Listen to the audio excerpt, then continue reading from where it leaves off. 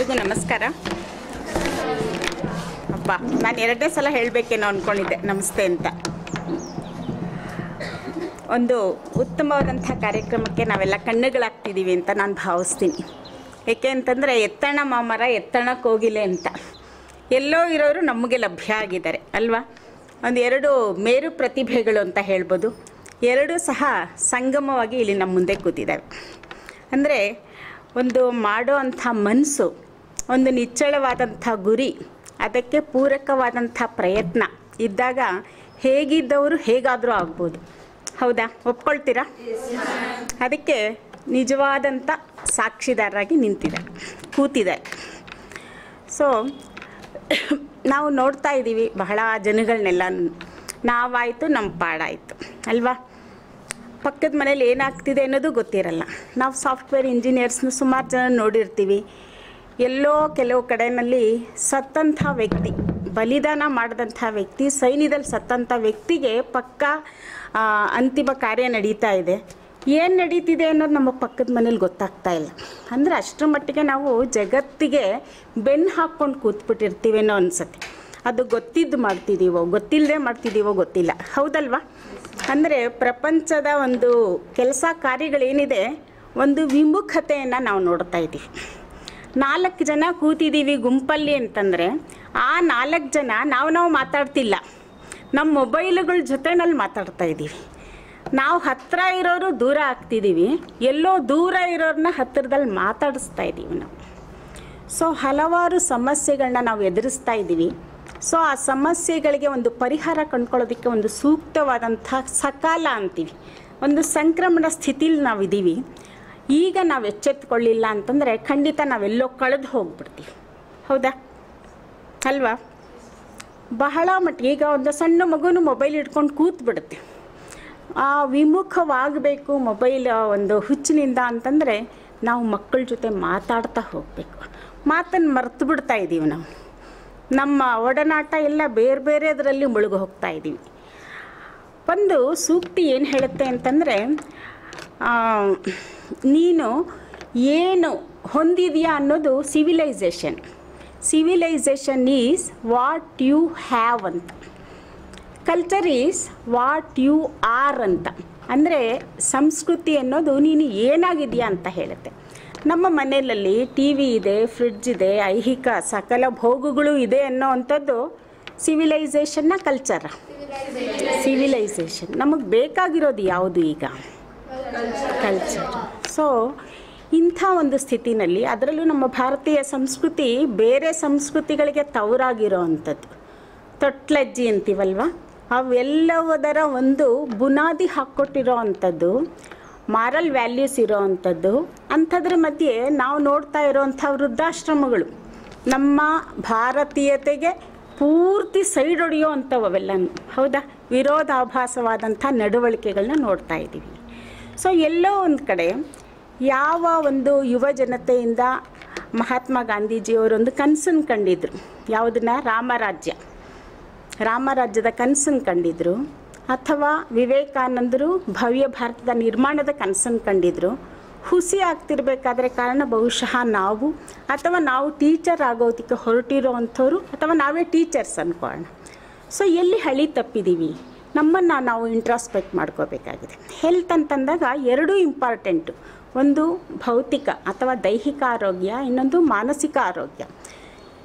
ದೈಹಿಕ ಆರೋಗ್ಯ ಕೊಡ್ತಾರೆ ಡಾಕ್ಟ್ರು, ಮಾನಸಿಕ ಆರೋಗ್ಯಕ್ಕೆ ನಾವೇ ಮದ್ದು ಕಂಡ್ಕೋಬೇಕಾಗಿದೆ. ಸೊ ಕಂಡ್ಕೋಬೇಕಂದ್ರೆ ನಮ್ಮ ಒಂದು ಮನಸ್ಥಿತಿ ಸರಿ ಇರಬೇಕು. ನಾವು ಇದೇ ಮನಸ್ಥಿತಿಲಿ ಹೋದ್ವಿ ಮಕ್ಕಳ ಮುಂದೆ ಅಂತಂದರೆ ನಾವು ನಿರ್ಮಾಣ ಮಾಡೋದು ಒಳ್ಳೆ ಪ್ರಜೆಗಳನ್ನಂತೂ ಖಂಡಿತ ಅಲ್ಲ. ಸೊ ನಾವು ರೂಪಿಸ್ಕೋಬೇಕಾದಂತಹ, ಬೆಳೆಸ್ಕೋಬೇಕಾದಂತಹ, ರೂಢಿಸ್ಕೋಬೇಕಾದಂತಹ ಒಂದು ಮುಖ್ಯವಾದಂಥ ವಸ್ತು ಅಥವಾ ಅಂಶ ಅಂತಂದರೆ ಮಾನಸಿಕ ಆರೋಗ್ಯ. ಅದನ್ನು ಕೊಡಲಿಕ್ಕೆ ಅಂಥೇಳಿ ಮೇಡಮ್ ಅವರು ಬಂದಿದ್ದಾರೆ. ಈಗಾಗಲೇ ಸುಮಾರು ಓದಿದ್ರು. ಆಂಜನೇಯನ ಬಾಲ ಎಷ್ಟು ದೊಡ್ಡದಿತ್ತೋ ಗೊತ್ತಿಲ್ಲ. ಇವರಿಬ್ಬರದೂ ಬಹಳಷ್ಟು. ಅಂದರೆ ಕೆಲವು ಕಡೆ ಏನಾಗುತ್ತೆ, ಪ್ರಶಸ್ತಿಗಳು ಪ್ರಶಸ್ತಿಗಳನ್ನ ಅರಸಿ ಕೆಲವ್ರು ಹೋಗ್ತಾರೆ, ಇನ್ನು ಕೆಲವು ಪ್ರಶಸ್ತಿಗಳು ಇವ್ರನ್ನೇ ಅರಸಿ ಬರ್ತವೆ. ಸೊ ಇದು ಯಾವ ಟ್ರೂಪಿಗೆ ಸೇರುತ್ತೆ? ಅರಸಿ ಬಂತೆ. ಯಾವುದಕ್ಕೆ ಮರ್ಯಾದೆ? ಅವಾಗ ಸುಮ್ಮನೆ ಜೋಕಾಗಿ ಹೇಳ್ತೀನಿ, ಸೀರೆಯಿಂದ ನೀರಿಗೆ ಬೆಲೆ, ನೀರೆಯಿಂದ ಸೀರೆಗೆ ಬೆಲೆ ಅಂತ. ಏನು ಹೇಳಿ? ಸೀರೆಯಿಂದ ನೀರಿಗೆ ಬೆಲೆ, ನೀರೆಯಿಂದ ಸೀರೆಗೆ ಬೆಲೆ. ಸೀರೆ ಸುಮಾರಾಗಿದೆ, ಆದರೆ ಅವಳು ಹುಟ್ಟಿದಾಳಲ್ಲ, ಅದರಿಂದ ಆ ಸೀರೆಗೆ ಸೊಬಗು ಬಂದಿದೆ. ನೀರೇ ಚೆನ್ನಾಗಿದ್ದಾಳೆ, ಸೀರೆ ಆ ರೀತಿ ಆಗುತ್ತೆ. ಸೊ ಇಲ್ಲಿ ಪ್ರಶಸ್ತಿಗಳು ಬಹಳ ಚೆನ್ನಾಗಿ ಇಬ್ಬರೂ ಏನಂತ ಹೇಳ್ತೀವಿ, ಇಬ್ಬರು ಒಳ್ಳೆ ವ್ಯಕ್ತಿಗಳು ಸೇರ್ಪಡೆ ಆಗಿದ್ದಾರೆ ಅಂತ, ಸಂಗಮ ಆಗಿದ್ದಾರೆ, ಪರಿಚಯ ಚೆನ್ನಾಗಿದೆ. ಎಲ್ಲಿಯವರು, ಎಲ್ಲಿ ತುಮಕೂರು ಅಥವಾ ಇಲ್ಲಿ ಬೆಂಗಳೂರಿನಲ್ಲೇ ಮೀಟ್ ಆದ್ರ ಅಂತ ಇಬ್ಬರೂ ಫಸ್ಟಿಗೆ ಬೆಂಗಳೂರಿನಲ್ಲಿ. ಸೊ ಒಳ್ಳೆ ವೇದಿಕೆ, ನಿಜವಾಗ್ಲೂ ಬೆಂಗಳೂರು ಜನ ಒಳ್ಳೊಳ್ಳೆದನ್ನು ಆರಿಸ್ಕೊಳ್ಳೋದ್ರಲ್ಲಿ ಫಸ್ಟ್ ಪ್ಲೇಸಲ್ಲಿ ಇರ್ತಾರೆ. ಯಾಕೆಂತಂದರೆ ಫಿಲಮ್ ಬಗ್ಗೆ ಕಾಮೆಂಟ್ಸ್ ಬರ್ತದಲ್ಲ, ನೋಡ್ತೀವಲ್ಲ, ಯಾವುದನ್ನು ಹಂಸಕ್ಷೀರ ನ್ಯಾಯ ಥರ ತಗೊಳ್ತಾ ಹೋಗ್ತಾರೆ. ಈಗ ಹೆಚ್ಚಾಗ್ತಿರೋಂಥ ಹಲವಾರು ಸಮಸ್ಯೆಗಳು ಏನೇ ಇರ್ಬೋದು, ಅವುಗಳಿಗೆ ಒಂದು ಇದು ನನಗೆ ಬಹಳ ಇಷ್ಟ ಆಗಿದೆ. ಏನಂದರೆ ನಾವು 4 ಥರ ಜನ ನೋಡ್ತೀವಿ ಪ್ರಪಂಚದಲ್ಲಿ. ಒಂದು, ನಾನು ಚೆನ್ನಾಗಿದ್ದೀನಿ, ನೀನು ಚೆನ್ನಾಗಿಲ್ಲ. ಎರಡನೇದು, ನೀನು ಚೆನ್ನಾಗಿದೆಯಾ, ನಾನು ಚೆನ್ನಾಗಿಲ್ಲ. ಮೂರನೇದು, ನಾನು ಚೆನ್ನಾಗಿಲ್ಲ, ನೀನು ಚೆನ್ನಾಗಿಲ್ಲ. ನಾಲ್ಕನೇದು ಇದೆಯಲ್ಲ, ಇಬ್ಬರೂ ಚೆನ್ನಾಗಿದ್ದೀವಿ, ನಾನು ಚೆನ್ನಾಗಿದ್ದೀನಿ, ನೀನು ಚೆನ್ನಾಗಿದೆಯಾ. ಆ ಮಟ್ಟಕ್ಕೆ ನಾವು ಬೆಳಿಬೇಕು ಅಂತಂದರೆ ನಮ್ಮ ಮಾನಸಿಕ ಆರೋಗ್ಯ ಚೆನ್ನಾಗಿರಬೇಕು. ಈಗೋ ಜಾಸ್ತಿ ಆಗಿರೋ ಅಂಥದ್ದಾಗಲಿ ಅಥವಾ ಮಕ್ಕಳಲ್ಲಿ ವಿಧ್ವಂಸಕತೆ, ಮೊನ್ನೆ ನೋಡಿದ್ರಿ ಅನಿಸುತ್ತೆ ಟಿ ವಿನಲ್ಲಿ, ಅಮಿತಾಬ್ ಬಚ್ಚನ್ ಕೌನ್ ಬನೇಗಾ ಕರೋಡ್ಪತಿ ಮುಂದೆ ಕೂತಂತಹ ಹುಡುಗ ಅಲ್ವಾ, ವಿದ್ಯಾರ್ಥಿ, ಮಾತಾಡೋದ ರೀತಿ ಏನಾದರೂ ಆಗಲಿ, ಒಳ್ಳೆ ಪರ್ಸನ್, ಒಬ್ಬ ವ್ಯಕ್ತಿ ಅಂತಾದರೂ ನೋಡ್ಬೋದು. ಅವನಿಗೆ ಗೊತ್ತಿರೋದಿಲ್ಲ ಯಾರು ಅಮಿತಾಬ್ ಬಚ್ಚನ್ ಅವ್ರ ಬಗ್ಗೆ ಆಗಲಿ ಇದಾಗಲಿ. ಆದರೆ ಯಾವ ರೀತಿ ನಾವು ತಗೊಳ್ತಾ ಹೋಗ್ಬೋದು ಅನ್ನೋದು ಬಹಳ ಇಂಪಾರ್ಟೆಂಟ್ ಆಗುತ್ತೆ. ಸೊ ಯಾವ ರೀತಿ ಆ್ಯಟಿಟ್ಯೂಡ್ ನಾವು ಬೆಳೆಸ್ಕೊಳ್ತೀವಿ ಅನ್ನೋದು ಅಷ್ಟೇ ಮುಖ್ಯ ಆಗುತ್ತೆ. ಸೊ ಅದರಿಂದ ಈಗ ಮೇಡಮ್ ಅವ್ರು ಬಂದಿರೋ ಅಂಥದ್ದು ನಮ್ಮ ಮಾನಸಿಕ ಆರೋಗ್ಯದ ಬಗ್ಗೆ ಹೇಳೋದಕ್ಕೆ ಬಹಳ ಸಂತೋಷ ಮೇಡಮ್. ನಿಮ್ಮನ್ನು ಹೃದಯಪೂರ್ವಕವಾಗಿ ಸ್ವಾಗತಿಸ್ತೀನಿ ನಾನು. ಮತ್ತು ಇದಕ್ಕೆ ಕಾರಣೀಭೂತರು, ಎಲ್ಲದಕ್ಕೂ ಕಾರಣ, ಕಾರ್ಯ, ಕರ್ತೃ ಅನ್ನೋರು ಇರಬೇಕಲ್ಲ. ಪಕ್ಕದಲ್ಲಿ ಕೂತಿಯಾರು ಸೈಲೆಂಟಾಗಿ ನೋಡಿ, ಮೊಹಮ್ಮದ್ ಅಸ್ಲಾಮ್ ಅಂತ ಹೇಳಿ, ಫಸ್ಟ್ ಕ್ಲಾಸ್ ಸ್ಟೂಡೆಂಟು, ಅಲ್ಲಿ ಬಹಳ ಚೆನ್ನಾಗಿ ಓದ್ತಿದ್ದ ವ್ಯಕ್ತಿ. ಇಮಾಮ್ ಸಾಬ್ರಿಗೂ ಗೋಕುಲಾಷ್ಟಮಿಗೂ ಏನು ಸಂಬಂಧ ಅಂತಂದರೆ, ಗಾಂಧಿ ಜಯಂತಿ ದಿನ ಭಜನೆಗಳು, ರಾಮ ಭಜನೆ ಮೊನ್ನೆನೂ ನೆನೆಸ್ಕೊಂಡ್ರು. ಆತ್ಮ ರಾಮ, ಆನಂದ ರಮಣ, ಅಚ್ಯುತ ಕೇಶವ, ಹರಿನಾರಾಯಣ. ಕೋಮು ಗಲಭೆಗಳಿಲ್ವೇ ಇಲ್ಲ ನಮ್ಮ ಹಾರೋಹಳ್ಳಿನಲ್ಲಿ. ಮುಸ್ಲಿಮ್ಸು ಬಂದು ಹಾಡು ಹೇಳ್ತಾರೆ ಕೃಷ್ಣನ ದೇವಸ್ಥಾನದಲ್ಲಿ, ಚೆಲುವು ನೋಡಮ್ಮ ಚೆಲುವು, ನಮ್ಮ ಉಡುಪಿ ಕೃಷ್ಣನ ಚೆಲುವು. ಮಸೀದಿನಲ್ಲಿ 12 ಗಂಟೆ ರಾತ್ರಿನಲ್ಲಿ ಸ್ವಾತಂತ್ರ್ಯೋತ್ಸವ ಆಚರಿಸ್ತಾರಲ್ಲಿ. ಬಹಳ ಚೆನ್ನಾಗಿದೆ. ಇಡೀ ಊರಿಗೆ ಇರೋ ಅಂಥದ್ದು ಒಂದೇ ಬಾವಿಯಲ್ಲಿ ಇದ್ದಿದ್ದು, ಸಿಹಿ ನೀರು ಬಾವಿ. ಅಲ್ಲಿಗೆ ಹಿಂದೂ ಮುಸ್ಲಿಮ್ ಅಂದೇ ಹೋಗ್ತಾಯಿದ್ರು, ಬರ್ತಾಯಿದ್ರು, ಚೆನ್ನಾಗಿತ್ತು. ಸಾಮರಸ್ಯಕ್ಕೆ ಹೇಳಿ ಮಾಡಿಸಿದಂಥ ಊರು ಹಾರೋಹಳ್ಳಿ ಆಗಿತ್ತು. ಸೊ ಅಂಥ ಊರಿಂದ ಬಂದಿರೋ ಅಂಥವ್ರು ಅಸ್ಲಾಂ ಅವ್ರ ಬಗ್ಗೆ ಸುಮಾರೆಲ್ಲ ಹೇಳಿದ್ದಾರೆ. ನಮ್ಮ ಇನ್ಸ್ಟಿಟ್ಯೂಷನ್ಗೂ ಬಂದಿರೋ ಅಂಥದ್ದು ಬಹಳ ಸಂತೋಷದ ಸಂಗತಿ. ಇನ್ನೂ ಎತ್ತರಕ್ಕೆ ಬೆಳಿ. ಅವ್ರು ಹೇಳ್ತಾರೆ, ನನಗಷ್ಟು ಟೆಕ್ನಾಲಜಿ ಗೊತ್ತಿಲ್ಲ, ಅದರಿಂದ ಅರ್ಗಿಸ್ಕೊಳ್ಳೋದು ಕಷ್ಟ. ಇವ್ರು ಬಂದಿದ್ರು ಮೇಡಮ್, ಅವ್ರು ಬಂದರು, ಅವ್ರ ಹೆಸರೇ ನಾನು ಕೇಳಿರಲ್ಲ ನಿಜ ಹೇಳ್ಬೇಕಂದ್ರೆ ಒಂದೊಂದು ಸಲ ಕೆಲವ್ರದ್ದು. ಸೊ ಅಷ್ಟರ ಮಟ್ಟಿಗೆ ನಾವು ಏನಾಗಿರ್ತೀವಿ, ತಲೆ ಓಡಿರಲ್ಲ. ಸೊ ಆದ್ದರಿಂದ ಇಂಥವರಿಬ್ಬರು ನಮ್ಮ ವೇದಿಕೆಗೆ ಬಂದಿರೋ ಅಂಥದ್ದು ಬಹಳ ಸಂತೋಷ. ನಮ್ಮ ಇನ್ಸ್ಟಿಟ್ಯೂಷನ್ದು 2 ನಿಮಿಷದಲ್ಲಿ ಪರಿಚಯ ಮಾಡಿಕೊಟ್ಬಿಟ್ಟು ನಾನು ಮುಗಿಸ್ತೀನಿ, ತಮಗೆ ವೇದಿಕೆಯನ್ನು ಬಿಟ್ಕೊಡ್ತೀನಿ.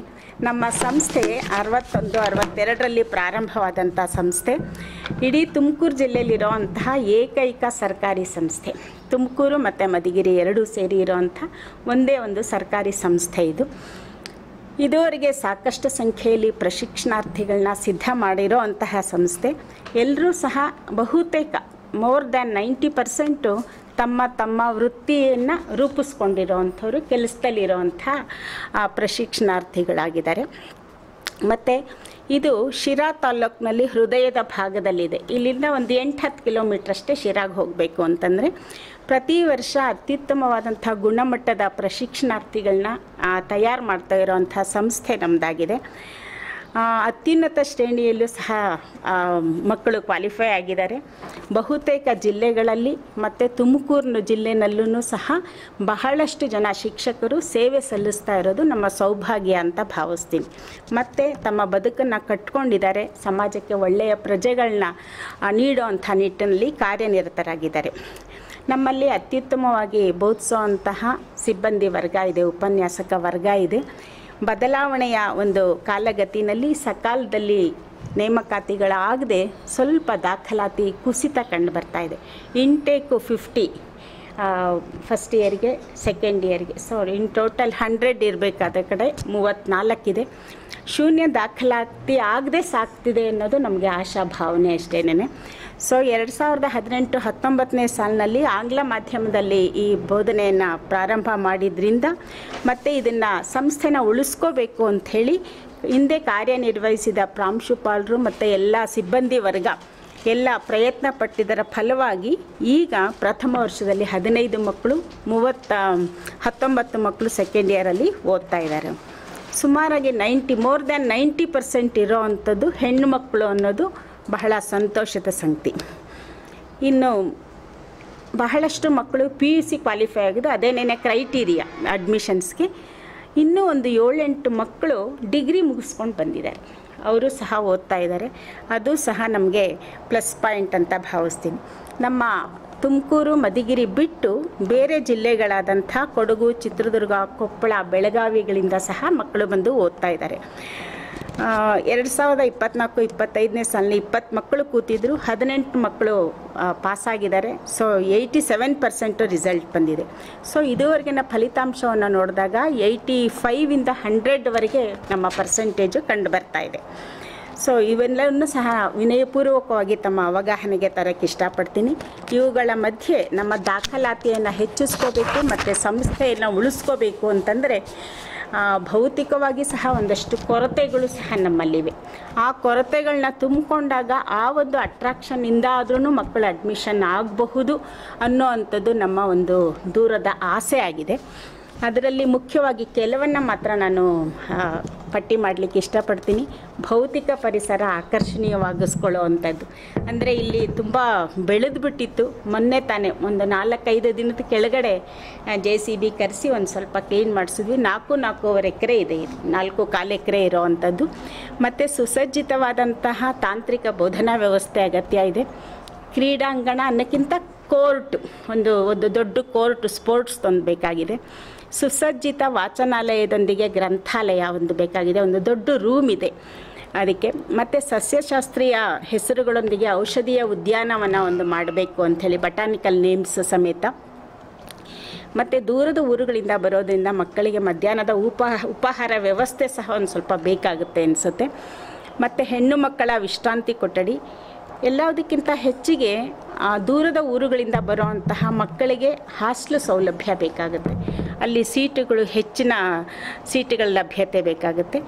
ಮತ್ತು ಇನ್ನು ಸಣ್ಣ ಪುಟ್ಟ ಐಟಮ್ಸು ಅಂತಂದರೆ ಗೋಡೆ ಗಡಿಯಾರಗಳು, ವಾಟರ್ ಫಿಲ್ಟ್ರು, ಗೋಡೆ ಬರಹಗಳು, ಗಣಕಯಂತ್ರಗಳು, ಪ್ರಕಟಣಾ ಫಲಕಗಳು, ಧ್ವಜಸ್ತಂಭ ನವೀಕರಣ, ಮತ್ತು ಬಯಲು ರಂಗಮಂದಿರ. ಇಲ್ಲೊಂದು 10-15 ಕಲ್ಲು ಬೆಂಚುಗಳು ಆ ಥರ.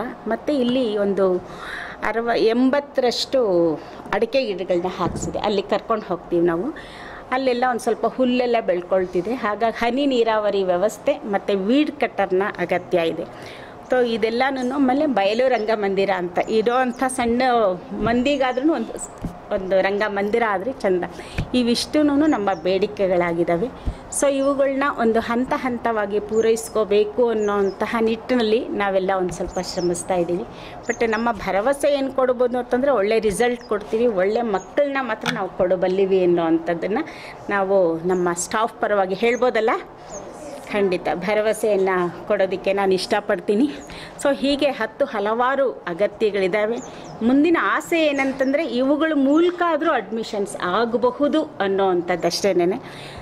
ಹಾಗಾಗಿ ಇವುಗಳನ್ನ ತಮ್ಮ ಸಂಸ್ಥೆಯ ಒಂದು ಕಿರು ಪರಿಚಯವನ್ನು ತಮ್ಮ ಗಮನಕ್ಕೆ ತರ್ತಾ ನಾನೇ ಜಾಸ್ತಿ ಟೈಮ್ ತೊಗೊಂಡೆ ಅನಿಸುತ್ತೆ. ಇನ್ನು ಮುಂದಕ್ಕೆ ಮೇಡಮ್ ಅವರಿಗೆ ನಾನು ವೇದಿಕೆಯನ್ನು ಬಿಟ್ಟುಕೊಡ್ತೀನಿ. ಮುಖ್ಯವಾದಂತಹ ಪಾಯಿಂಟ್ಗೆ ಇವಾಗ ಬರ್ತಾ ಇದ್ದೀವಿ. ಧನ್ಯವಾದಗಳು. Thank you.